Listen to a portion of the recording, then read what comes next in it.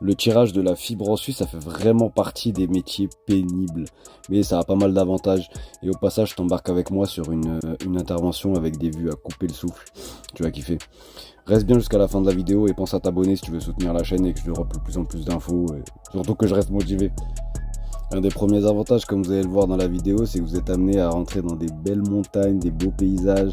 C'est limite de la rando qu'on fait. Ça te permet de visiter la Suisse, parce qu'en général, quand tu es dans ce métier-là, tu restes jamais au même endroit. Et donc ça te permet, contrairement à d'autres métiers, quand tu es frontalier ou résident suisse, de pouvoir poser un pied partout en Suisse et pouvoir découvrir le pays beaucoup mieux que n'importe quel frontalier qui est obligé de rester au même endroit, dans son usine ou autre.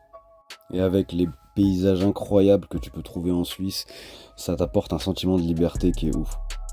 Même si pour ça, en réalité, tu dois subir le froid, la neige et les complications de métier de génie civil parce que t'es plus un tireur de câble.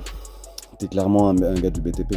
Par contre, il y a un truc, c'est que tellement en Suisse, il y a un respect des salariés, des employés et du bien-être des gars, et ben tous les métiers du génie civil ou du BTP, dont le tirage de câbles, pendant la période hivernale, dans certains cantons et dans certaines régions froides, il y a des coupures d'hiver.